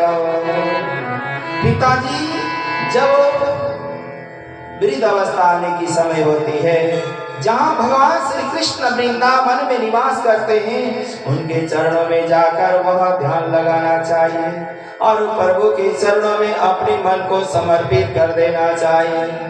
तुरंत वह हिरण्यकशिपु एकदम कहने लगा, तुझे वहाँ ये नारायण के और भगवान गुण किसने सिखाया? ये पढ़ाने थोड़ी सिखाया था, हम दैत्य हैं और हम राजा हैं और हमने तो राजकाज की पाठ तुझे पढ़ने को कहा, ये किसने पढ़ाया? तुरंत यज्ञाचार्य जी महाराज जी को बुलाया गया, जो प्रिंसिपल साहब हैं। प्रिंसिपल से पूछा गया, इसको ऐसे गलत शिक्षा किसने दी? तो बहुत वह प्रिंसिपल के ऊपर ही चढ़ गया। हिरण्यकशिपु कहने लगे, महाराज ये तो किसी ने नहीं पढ़ाया, ये तो पढ़ी पढ़ाओ यहाँ आया है, इसकी मन में जो स्थापित हो चुकी है उसे कोई निकाल नहीं सकता।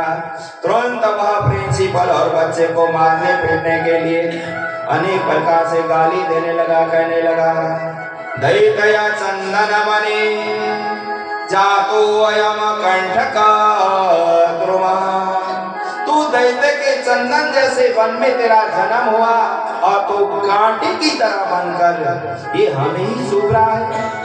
वह बार बार परेशान होकर फिर दोबारा कहने लगा, छोटा बच्चा है, अब इसे छोड़ देते, बाद में सुधर जाएगा। प्रिंसिपल साहब बच्चे को स्कूल में ले गए। कहने लगे, आज के बाद ऐसी कोई शिक्षा दी नहीं जाएगी और इसे जो राजनीति और दैत्य दानव की विद्या ही सिखाई जाएगी। तो तुरंत दोबारा फिर वहाँ कुछ दिन रहे। वो तो भगवान नाम में मग्न रहते थे प्रहलाद जी महाराज। अब कुछ महीने बाद जैसे बच्चों की छुट्टी हुई, दोबारा फिर प्रहलाद जी महाराज घर आए। देखो, जब किसी का बच्चा बाहर कहीं गया हो, कई दिन में आते हैं तो सभी पूछते, बेटा कोई परेशानी तो न हुई और आपने क्या पढ़ा और आपकी पढ़ाई कैसी चल रही है, पूछना ही चाहिए और पूछने की बात भी सत्य ही है। दोबारा बालक घर आया, तब पूछा गया, बेटा क्या क्या पढ़कर आए हो? तुरंत वहाँ प्रहलाद जी महाराज जी कहने लगे, पिताजी तब तो मैं एक ही बात सीख के आया था, अब तो मैं 7 प्रकार की बात को सीख कर आया हूँ। आप ध्यान पूर्वक सुनते रहो तो अभी बताऊंगा, नहीं तो नहीं बताऊंगा। कहने लगा, क्या पता अच्छे अच्छे 7 नीति सीख के आया हो दानवों की। तुरंत कहने लगे, सुनाओ क्या सीख के आए हो, बताओ। तो प्रहलाद जी महाराज जी कहने लगे, सर्वणम कीर्तनमो विष्णुर स्मरणम पाद सेवनम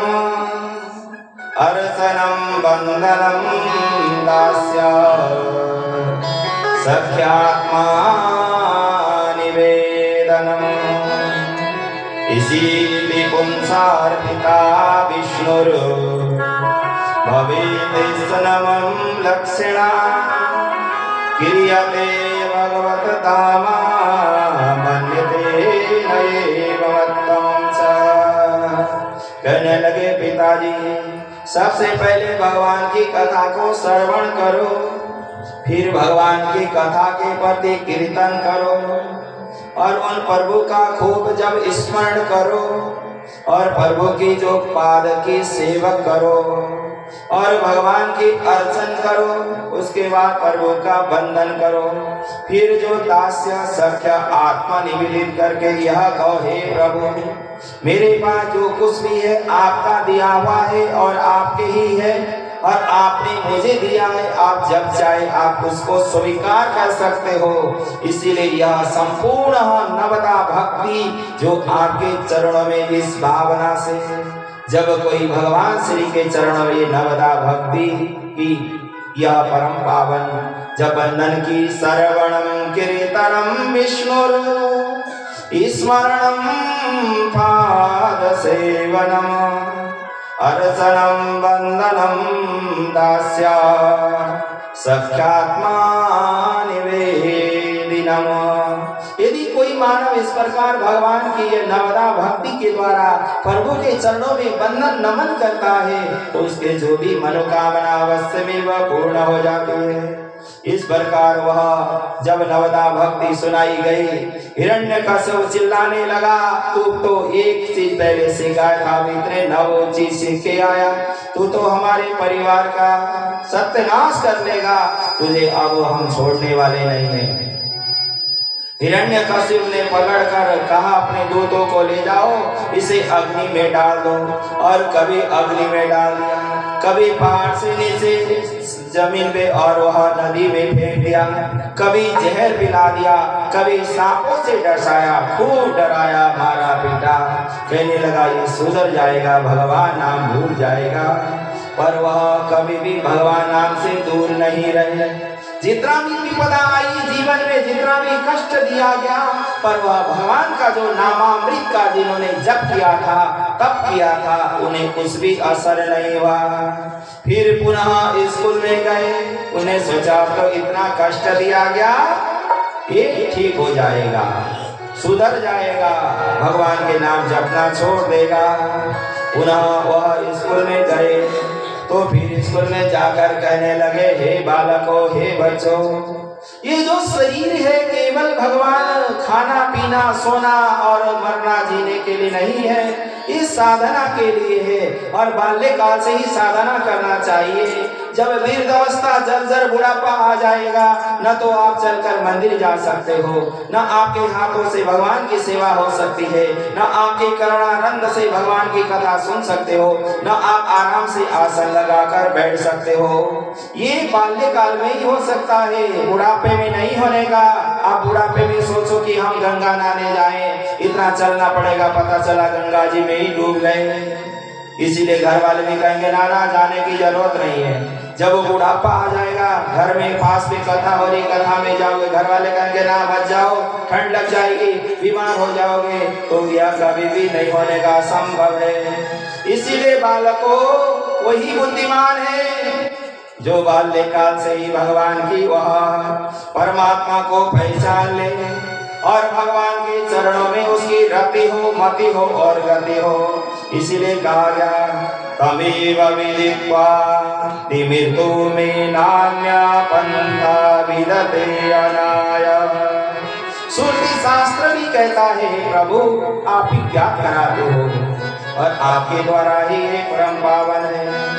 श्री प्रहलाद जी महाराज जी कहने लगे, बच्चों सुनो ध्यान पूर्वक, ये जीवन तो ऐसा ही चलता रहेगा, जीवन में फुर्सत नहीं है। घर लोग खाली पड़े सोए पड़े कहते हैं, अरे ठंड लग रही है कौन जाएगा, कथा तो चल रही है पर चलने का मन नहीं है, समय है ही नहीं, समय तो निकालना पड़ता है। समय किसी के पास होता ही नहीं, ठंड में रजाई में पड़े रहो वो तो आनंद आ रहा है, कहाँ समय है।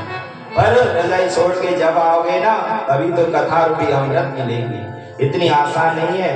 इसलिए यहाँ श्री प्रहलाद जी महाराज जी कहते हैं, कौमार आचरयत पराज्ञो धर्मान भागवतानिया दुर्लभम मानुषम जन्मा तदप्या दुर्गमर्तयेव च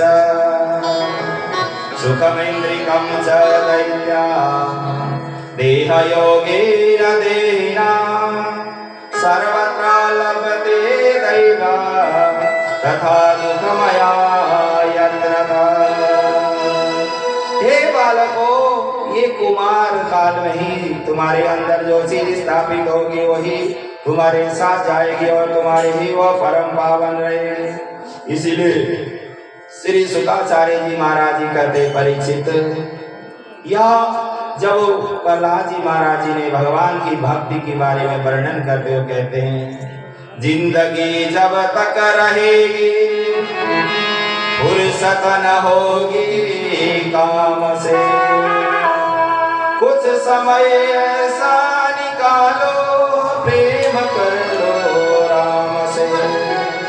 देखो बाल्यकाल में लोग कहें पूजा पाठ मत करो, कैसे काम चलेगा। बाल्यकाल में पूजा का अभ्यास ही नहीं हुआ, बड़ा हो गया विवाह हो, विवाह होने के बाद पत्नी कहेगी आज वस्त्र लाना है, आज साड़ी लाना, आज सूट लाना, आज कंघी लाना है, आज मेहंदी लाना है, आज चूड़ियां लाना है। ऐसे ही ये दलदल में फंसा ही रहेगा, इसीलिए फुर्सत बिल्कुल भी नहीं होगी। इसीलिए भगवान श्री हरि के ध्यान करो। और वह दानव वाला कहने लगे, तुम्हें तो भगवान की कृपा हो रही है, हमने सुना है कि भगवान केवल मानव और देवताओं के ही उपकार करते हैं। प्रहलाद जी ने कहा, नहीं, ये तुम्हारी गलत विचार है, ये तुम्हारी भावना अपवित्र है, ध्यान से सुनो। भगवान क्या कहते हैं, देवो असुरो मनुष्यो या यक्षो गंधर्व एव च भजनम मुकुंद चरणम स्वस्ति मांसादिता वयम। भगवान किसी के प्रति कोई भेदभाव नहीं करते, पर यह तुम्हारे मन में अनेक प्रकार की जो कामना है, इसीलिए वह तुम बार बार भगवान को दोष लगा रहे हो। तो तुरंत कहने लगे, एक दिन की बात है, जब सारे बच्चे इकट्ठे हो गए, सभी मिलकर भगवान की वह गुणगान गाने लगे। और जब वहाँ हिरण्यकश्यप और जब प्रिंसिपल साहब आए तो सारे बच्चे आनंद मग्न होकर प्रभु श्री का गुण गाते हुए क्या कहने लगे, दिल की हर धड़कन से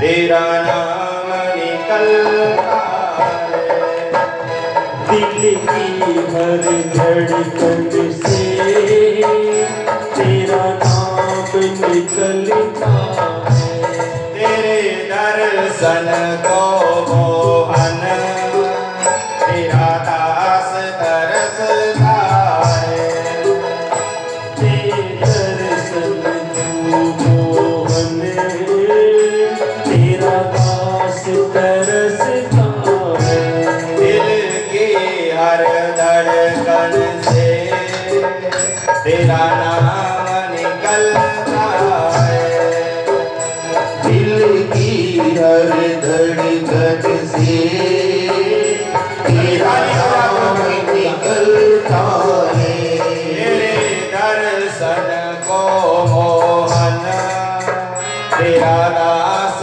तरसता है, तेरे दर्शन को मोहन तेरा दास तरसता है, जन्मों पे जन्म लेकर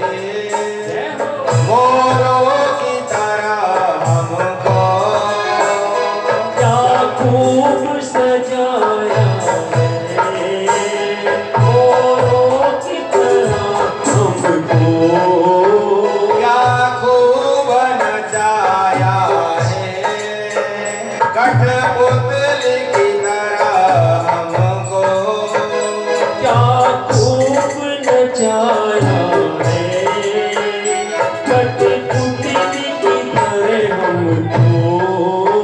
ये खेल तेरे न्यारे बस तू ही समझता है।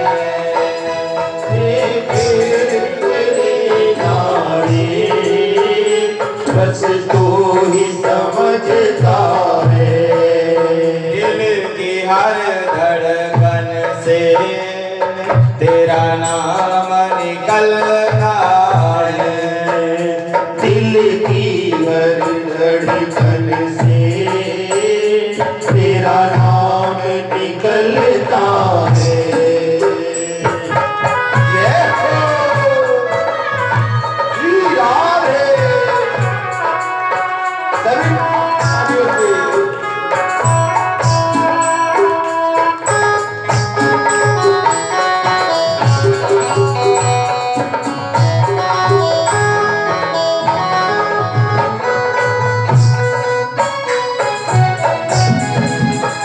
मेरा दिल ये बुलाता है, एक बार चले आओ। मेरा दिल ये बुलाता है, एक बार चले आओ।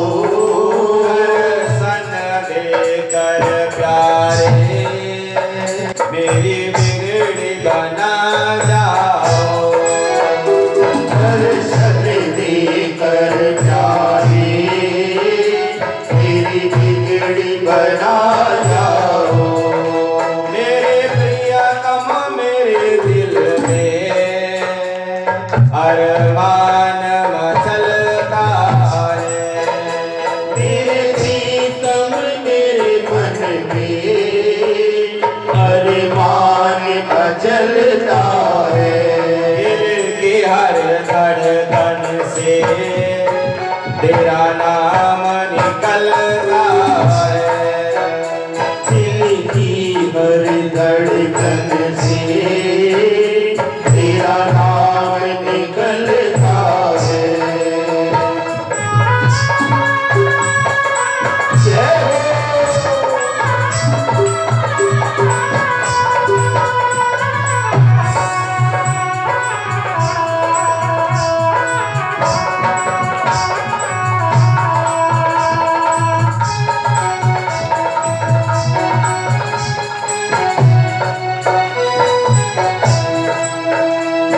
कर भी दो दया मोहन, हम भी तो तुम्हारे हैं। हर तू दया मोहन सब तू भी तुम्हारे हैं। एक बार तो अपना लो, जन्मों से तुम्हारे हैं। एक बार को अपना लो, जन्मों से तुम्हारे हैं। तेरे नित्य मिलन को अब ये जीव तरसता है। ये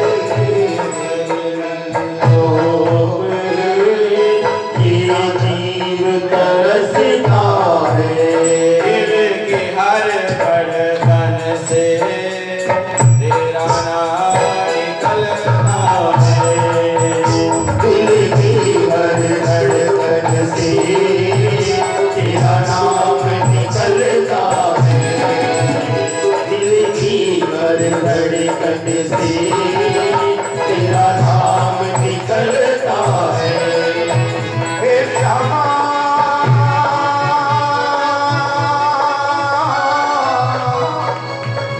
हे श्यामा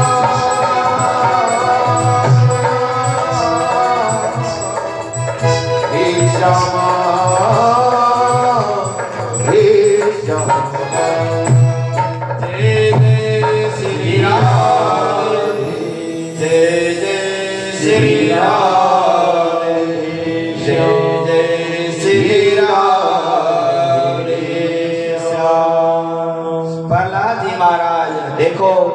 इतने बाल्यकाल में बिल्कुल छोटे 5 वर्ष के हैं, पर वो हमके दिल में हर समय भगवान ही दिखते हैं और भगवान के अलावा कोई दिखता ही नहीं।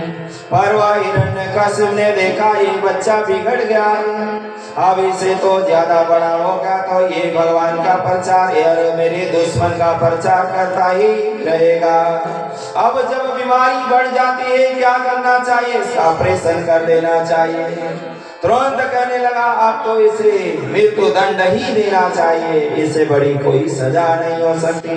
यदि राजा के खिलाफ यदि कोई बालक भी बोलता है तो उसे अवश्य में वह मृत्यु दंड देने के लिए तैयार हो गया और कहने लगा बता प्रहलाद इस खंबे में क्या तेरा भगवान रहता है?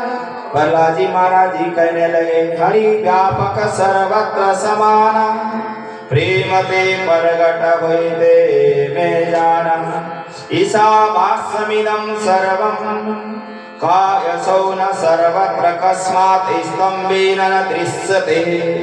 क्या सर्वत्र है तू कह रहा है तो क्या इस खंबे में? खंबे को जब वह जोर से प्रहार किया और जैसे ही खंबे को प्रहार करने लगा तो वहीं से भगवान श्री नरसिंह प्रकट हो गए। नरसिंह भगवान देखो कैसे प्रकट हो गए कि जब वह खंबा को हिलाते हुए एकदम गड़ गड़ गड़ानो खंबा फाटो चर चर चरानो नेक सो नर नाहर को रूपाति भयानक है। गड़ गड़ गड़ानो 10 जीव लव लपावे सीतावत सरोज मानो अंग जात खानो है। ऐसे भयंकर भगवान श्री नरसिंह रूप अवतार लेकर प्रकट हो गए। बता मेरे भक्त को तूने इतना प्रताड़ित किया और मैं बार बार तुझे समझा रहा था तो समझ जाएगा। भगवान श्री हरि विचार करते हैं कि इसे मौका दिया जाए सुधरने का। यदि नहीं सुधरा तो इसका यही अंतिम उपाय उसका ऐसा ऑपरेशन कर दिया जाए और तुरंत उसे पकड़ कर जैसे प्रहलाद को बचा लिया साइड में बिठा दिया और हिरण्यकश्यप को भगवान श्री नरसिंह ने अपनी गोदी में बिठा लिया। जैसे ही भगवान श्री नरसिंह जी ने उसे पकड़ लिया कहने लगा मुझे आप नहीं मार सकते, न कोई मुझे दानव मार सकता है, न मानव न देवता कोई भी संसार में, न 7 दिन में किसी दिन मेरी मृत्यु होने वाली, न 12 महीने में और न दिन में न रात में, न घर के अंदर न घर के बाहर। भगवान विचार करने लगे चिंता न कर, ये न दिन है न रात है, संध्या का समय है और न तो मुझे तू घर के अंदर है न दरवाजे के दहली में है। और यहाँ दहली में बिठाकर जब भगवान श्री हरि ने नरसिंह अवतार तो उसके जो अग्निया पेट को काट कर और उखाड़ कर ऐसे उसको मोक्ष से प्रदान कर दिया कि वह तुरंत धड़ाम जमीन पे गिर गए, विलाप करने लगा और अनेक प्रकार के तुरंत वह भगवान श्री हरि ने उसे परम पद मोक्ष पद को प्रदान कर दिया। तुरंत जमीन पे गिर पड़ा। भगवान श्री हरि कहने लगे हे भक्त प्रहलाद मुझे आने में तेरी यहाँ देरी हुई और यह भगवान की जय। मारने वाला है भगवान, बचाने वाला है भगवान। मारने वाला है भगवान, बचाने वाला है भगवान, मारने वाला है भगवान, बचाने वाला है भगवान। मारने वाला है भगवान, बचाने वाला है भगवान। काल बाका होता उसका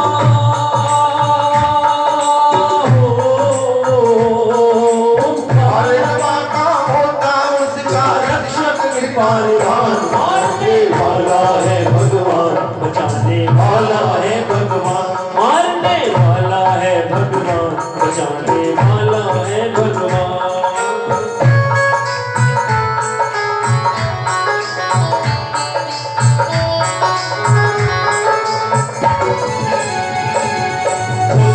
अगले आकाश पवन पर केवल उसकी सत्ता, केवल उसकी सत्ता, केवल उसकी सत्ता। जल थल अगले आकाश पवन पर केवल उसकी सत्ता, केवल उसकी सत्ता, केवल उसकी सत्ता, उसकी सत्ता। उसकी इच्छा के बिना यहाँ पर हिल न सके एक पत्ता, हिल न सके कोई पत्ता, हिल न सके कोई पत्ता। उसी का लेखा यहाँ पे होता हो, उसी का लेखा यहाँ पे होता, उसकी सत्य महान मारने वाला है भगवान, बचाने वाला है भगवान, मारने वाला है भगवान, बचाने वाला है भगवान, मारने वाला है भगवान, बचाने वाला है भगवान, मारने वाला है भगवान, बचाने वाला है भगवान। जय जय श्री राम, जय जय श्री राम, जय जय श्री राम। हमारे बीच में आदरणीय श्री सत्संग भवन से मंदिर के जो पंडित जी श्री राम किशोर पंत जी आए हैं। देखो कोई ब्राह्मण संत महात्मा का यदि यज्ञ में आना मंगलमय और आनंदमय रहता है, और मैं व्यासपीठ की ओर से और अपनी और हमारे सारे जितने भक्तजन बागेश्वर महादेव कमेटी की ओर से उनको बहुत बहुत नमन, और आचार्य श्री माधव प्रसाद पांडे जी और सुरेश शर्मा जी, प्रधान जी, दीपक कपूर जी आदि जो भी हैं उन्हें सम्मानित करें और उन्हें आसन प्रदान करें। उनका जो भी तिलक आदि से सम्मानित किया जाए और भगवान की कथा की ओर प्रस्थान। देखो जैसे ही वहाँ प्रहलाद जी महाराज जी को तुरंत भगवान श्री हरि ने अपने गोदी में ले लिया और कहने लगे, बेटा मैं तेरे आने के लिए देरी हो गई, क्षमा याचना चाहता हूँ। देवी देवता आकाश मार्ग से देख रहे हैं। देखो संसारी लोग भगवान से क्षमा याचना करते हैं, पर यहाँ तो भगवान भक्त से कह रहे हैं मुझे देर हो गई, क्षमा करना बच्चे। भगवान कितने दयालु हैं, कितने करुणामय हैं। प्रहलाद जी महाराज जी ने तुरंत प्रभु के चरणों में जाकर वह लेट गए और प्रभु के जैसे ही चरणों में बैठ गए, तुरंत भगवान श्री हरि ने प्रहलाद को एकदम जैसे गौ का छोटा सा बच्चा होता उसे गोदी में लेकर सहलाने लगे। बेटा मेरे कारण तुझे जीवन भर इतना कष्ट झेलना पड़ा, मेरे द्वारा अब तुझे कोई कष्ट नहीं देगा, बता तेरी क्या इच्छा है। तुरंत कहने लगा, हे प्रभु सोपाद मूले पतितम तमरवकम विलोक देहा कृपया परिलुप्ततया उत्थाय दीक्षददात करम भुजम कालाय तरदियम कृतदा। भगवान कहने लगे, बेटा तुमने जो कार्य किया है उसका तो मैं कभी भी भूल नहीं सकता, तुम्हारा इतना श्रेष्ठ कार्य रहा। भगवान श्री हरि ने कहा, इस कार्य के लिए तुम सदा सर्वदा अपने राज्य का राजकाज पाठ करो। और भगवान श्री हरि ने गृहस्थ धर्म आदि अनेक उन्हें उपाय बताकर और प्रहलाद जी महाराज जी कहने लगे, प्रभु ये मेरे पिताजी जो पढ़े हैं इनका क्या होगा। भगवान श्री हरि कहने लगे, जिसका बेटा इतना धर्मात्मा और भगवान का भक्त हो उसके भी यदि पिता ने गलत भी किया है वो अवश्य में वह स्वर्ग लोक के वासी हो जाएंगे और वह स्वर्ग लोक में ही जाएंगे, चिंता न करो। इस प्रकार भगवान श्री हरि ने वह परम पावन कथा सुनाते हुए शुक्राचार्य जी महाराज जी परीक्षित को परीक्षित ने पूछ दिया प्रभु, और भगवान श्री हरि आनंद आगे कथा को सुनाते हुए कहते हैं, परीक्षित भगवान श्री हरि के बारे में कहते हैं, हरि अनंत हरि कथा अनंता। और हम आपको परम मंगलमय भगवत स्वरूप श्रीमद् भागवत अंतर्गत अन्य कथा को सुनाने जा रहे हैं। परीक्षित जी महाराज जी कहने लगे, एक गज हुए हैं जिनके बारे में हमें वर्णन करो। तो तुरंत कहने लगे कि वह मन मंत्रों की कथा सुनाते हैं। वे कहते हैं कि ध्यान पूर्वक सुनो, ये गजेंद्र मोक्ष की कथा को सुना रहे हैं। कहने लगे कि एक समय की बात है परीक्षित, ये संसार धराधाम में हर मानव मेरा मेरा मेरा परिवार ही कहता रहता है। परिवार के लोग तो तब तक ही तुम्हारे साथ रहते हैं जब तुम्हारे पास धन है, संपत्ति है, खूब तुम्हारा सम्मान है। जब वह सारा मिट जाता है तो परिवार के लोग भी छोड़कर भाग जाते हैं। परीक्षित जी ने कहा, ऐसा कब हुआ गुरुदेव भगवान? उस बारे में हमें प्रकाश डालकर वर्णन करिए, हम सुनना चाहते हैं। और कुछ समय बाद हमें परम पद धाम की ओर प्रस्थान करना है, इसीलिए वह बात भी हमें बताइए। आसीद गिरिवरो राजन चित्रकूट इति सुरतता शिरोदेना वृतम श्रीमान्या जनयो तदीक्षितः। श्री परीक्षित जी महाराज जी कहते हैं कि वह कथा अवश्य में वह सुनाइए गुरुदेव भगवान। तो शुकाचार्य जी कहने लगे, ध्यान पूर्वक सुनो। एक चित्रकूट नाम के पर्वत में एक हाथी अपने सपरिवार सहित सदा सर्वदा रहता था। वह सदा ही परिवार में के साथ आनंद मग्न होकर अपने जीवन यापन करता था। पर एक दिन उसे बहुत गर्मी लगी और समुद्र में जाकर वहां बैठ गया। और जैसे ही वहां समुद्र में जाकर बैठने के बाद एक कोई मगरमच्छ ने उसे पकड़ लिया। वह तड़पता ही रहा और विलाप करने लगा। परिवार के सदस्य आए, कोशिश किया कई दिन तक छुड़ाने की, पर कई दिन बीत गए, छुड़ा ना पाए। परिवार वालों ने विचार किया कि इनके चक्कर में हम भूखे मर जाएंगे, हमारा कारोबार चौपट हो जाएगा, हम कब तक यहीं रहें, यहीं बैठे रहें। ये केवल गजेंद्र हाथी की कहानी नहीं है, ये आप हम सबकी कहानी है। ये घटना किसी के भी जीवन में घटित हो सकती है, इसीलिए ध्यान रखने की बात है। ये केवल हमें भी इसी प्रकार अपने जीवन को विचार करके मंथन चिंतन करके आगे बढ़ना है। इसीलिए तो वह जब सारे परिवार के सदस्य छोड़ कर गए, हाथी विलाप करने लगा। मन ही मन सोचने लगा, मैंने इनके लिए जब इतना शक्तिशाली था, सारी व्यवस्था की, आज मैं इतने संकट में यहाँ मगरमच्छ से दलदल में फंसा हुआ हूँ और मेरी मृत्यु भी निकट आने वाली है और मेरे परिवार के सदस्य छोड़ कर गए, इतनी बड़ी विडंबना। देखो, जो कोई व्यक्ति जब सर्वस्व परिवार के लिए निवेदित करता है, उनके लिए निछावर करता है, जब हमें मुसीबत आए हमारे परिवार वाले हमें साथ छोड़ दे, कितना कष्ट होता है। ऐसे ही संसार की ये विडंबना है, इसे सोचो समझो विचारो और उस परिस्थिति अनुसार अपने जीवन को यापन करना ही सत्यता है और वही मानवता है और वही विद्वत्ता है कि हम यदि ज्ञान मार्ग का प्रयोग करते हुए इस कार्य को विचार करके चलें, भविष्य में हमारा कार्य श्रेष्ठ धर्म मार्ग की ओर हो।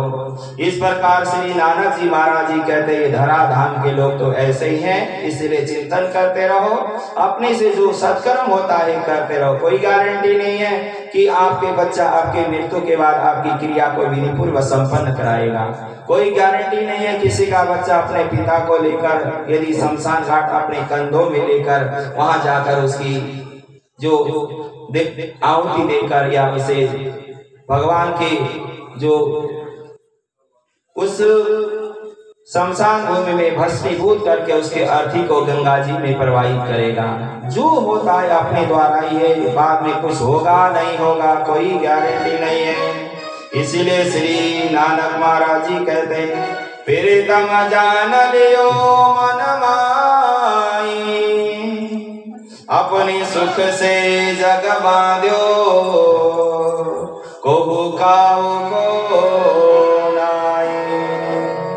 सुख में आन बसई मिल बैठत रहो चौदिसी घेरे, जब विपत्ति पड़ी सबई संग छाड़त को न आवत लेड़े।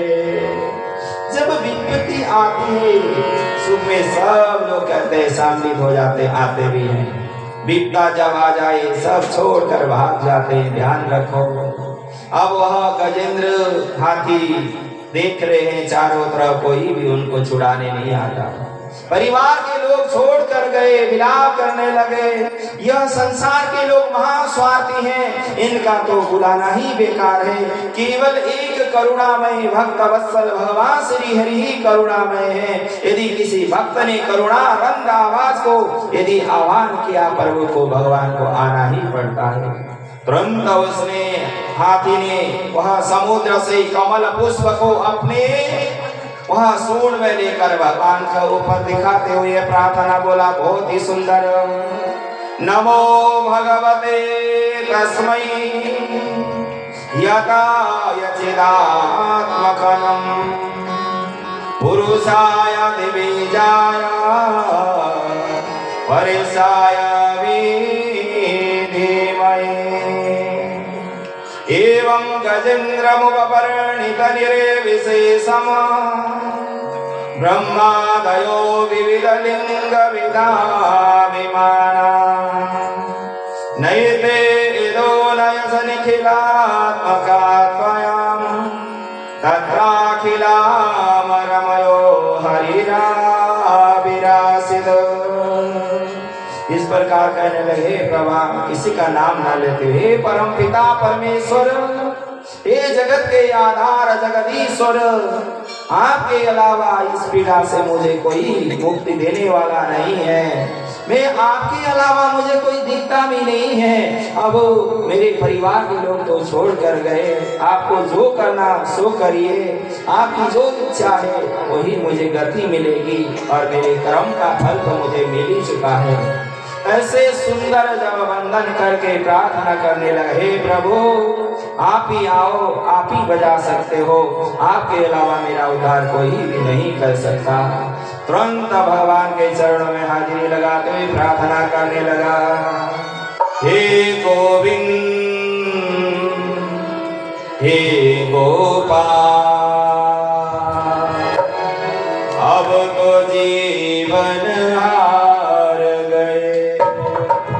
हे गोविंद हे गोपाल, अब तो जीवन हार गए। हे गोविंद हे गोपाल, अब तो जीवन हार गए। हे गोविंद हे गोपाल, अब तो जीवन हार गए। हे गोविंद हे गोपाल, अब तो जीवन हार गए। हे गोविंद हे गोपाल, अब तो जीवन हार गए।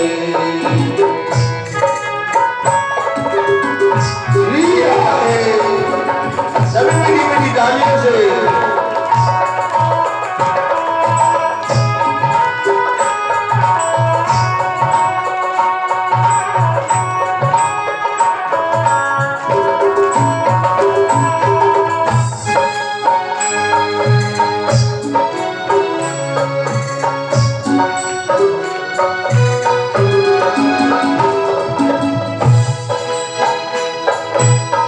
मेरा भी बड़ा है तू गयो सिंधु के किनारे। मेरा भी बड़ा है तू गयो सिंधु के किनारे। सिंधु बिचा बस तकरा शरण गए बचाए। सिंधु बिचा बस तकरा शरण गए बचाए। हे गोविंद हे गोपाल, अब तो जीवन हार गए। हे गोविंद हे गोपाल, अब तो जीवन हार गए। ये गीताई रोज हरि ही बोल। सभी मीठी मीठी तालियों से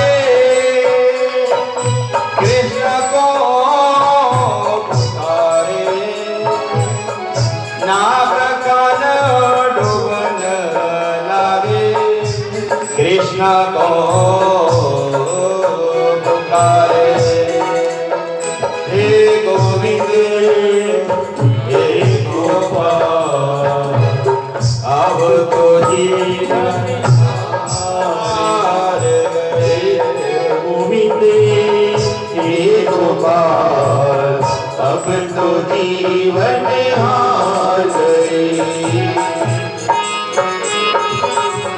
जय हे श्री राधे।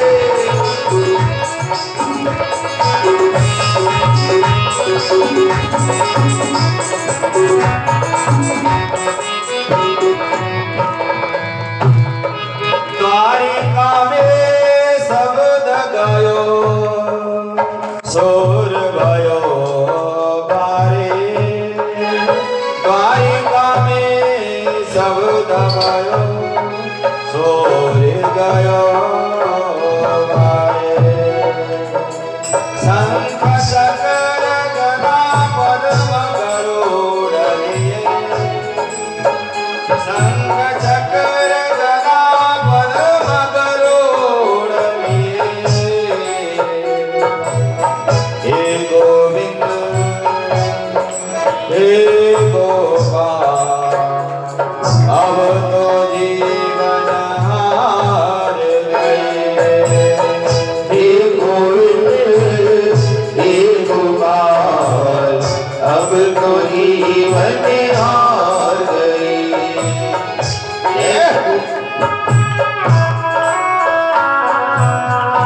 श्री राधे। बड़ी बड़ी तालियों से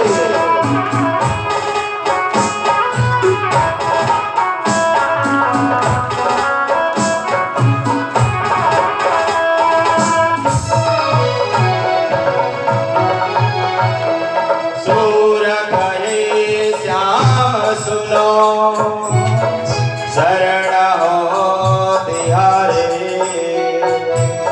सूर कहे श्याम सुनो शरण हो तिहारे। अब की बार पार करो नंद की दुलारे। अब की बार पार करो नंद के दुलारे। हे गोविंद हे गोपाल जीवन हार गए। हे गोविंद हे गोपाल अब तो जीवन हार गए। हे गोविंद हे गोपाल हे गोविंद हे गोपाल अब तो जीवन हार गए। अब तो जीवन हार गए। जय श्री राधे जय जय श्री राधे जय जय श्री राधे श्याम।